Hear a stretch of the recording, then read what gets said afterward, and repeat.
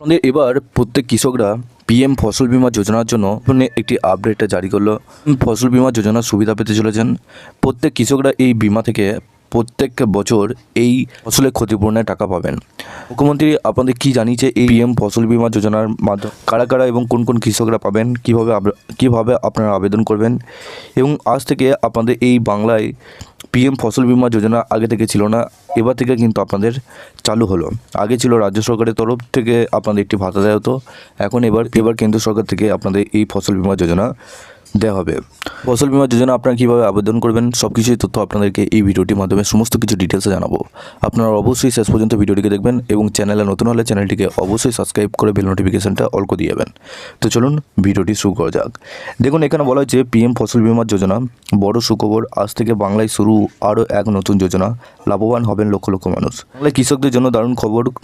20 June প্রধানমন্ত্রী কিষাণ সম্মান নিধি যোজনার টাকা ট্রান্সফারের পাশাপাশি কৃষক বন্ধুদের জন্য বড় ঘোষণা করলেন মোদী সরকার।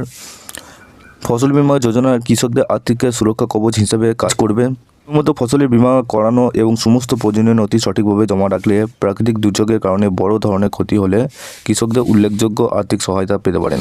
ফলে কৃষকরা আর্থিক সংকট থেকে অনেকটাই সুরক্ষিত থাকবেন এবং পরবর্তী ফসলের চাষের জন্য প্রস্তুতি নিতে পারবেন। এই প্রকল্প কৃষকদের ক্ষতির বোঝা কমিয়ে কৃষিকাজে স্থিতিশীলতা বজায় রাখতে গুরুত্বপূর্ণ ভূমিকা পালন করে।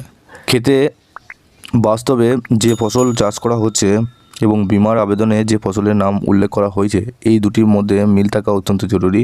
কৃষি বিশেষজ্ঞদের মতে কৃষকদের সবচেয়ে বড় ভুলগুলির মধ্যে একটি হলো জমিতে চাষ করা ফসলের সঙ্গে বীমা আবেদনে নথিভুক্ত ফসলের নামের অমিল থাকা। অর্থাৎ আপনি যে চাষ করছেন সেই তথ্যই কিন্তু আপনাদের ফসল বীমাতে লিখতে হবে।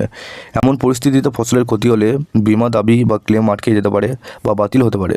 তাই আবেদন করার পর প্রাপ্ত রসিদটি অবশ্যই সংরক্ষণ করতে হবে, যেখানে উল্লেখিত ফসলের তথ্য ভালোভাবে যাচাই করে নিতে হবে। ফসল বীমার সুবিধা নির্বিঘ্নে পেতে কৃষকদের ব্যাংকে অ্যাকাউন্টে সক্রিয় থাকতে হবে, মোবাইল নাম্বার চালু থাকতে হবে, ফসল বীমা সমীক্ষা, জমি রেকর্ড, খতিয়ান খসড়া সংক্রান্ত তথ্য সম্পূর্ণ আপডেটে থাকতে হবে। তবেই প্রয়োজনীয় বীমার অর্থ দ্রুত পাওয়া যাবে। এই দিন প্রধানমন্ত্রী নরেন্দ্র মোদী কর্মসূচির মাধ্যমে দেশে 9.44 কোটি কৃষকের ব্যাংকে অ্যাকাউন্টে মোট 18,880 কোটি টাকা সরাসরি স্থানান্তর করেছেন। উল্লেখ্য, এর আগে প্রধানমন্ত্রী কিষাণ যোজনার 22তম কিস্তির টাকা 13 মার্চ কৃষকদের অ্যাকাউন্টে জমা পড়েছিল। এবার 23তম কিস্তির আওতায় প্রত্যেক যোগ্য কৃষকদের 2,000 টাকা করে পেয়েছেন।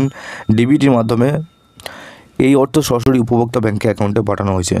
বুঝতে পারছেন যে পিএম কিষাণ প্রকল্পে 23তম কিস্তির টাকা ছাড়ার পর আপনাদের প্রধানমন্ত্রী এই পিএম ফসল বীমা যোজনা ঘোষণা করেছেন এবং এই পিএম ফসল যোজনার মাধ্যমে আপনারা ফসলের যে ক্ষতিপূরণের টাকা সেটা পেয়ে যাবেন।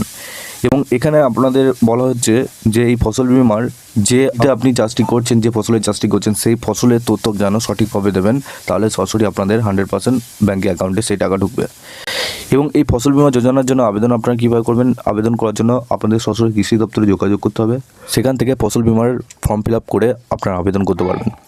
ফসল বীমা নিয়ে আপনাদের আরও যদি তথ্য আপনারা পেতে চান, এই ভিডিও ডেসক্রিপশনে আমাদের হোয়াটসঅ্যাপ গ্রুপ এবং টেলিগ্রাম গ্রুপের লিঙ্ক রয়েছে, ওখানে যুক্ত হয়ে যান। ওখান থেকে আপনারা প্রত্যেক দিন সমস্ত রকম খবর আপডেট সবার আগে পেয়ে যাবেন। অবশেষে চ্যানেলে নতুন হলে চ্যানেলটিকে অবশ্যই সাবস্ক্রাইব করে বেল নোটিফিকেশনটা অল করে দিয়ে যাবেন।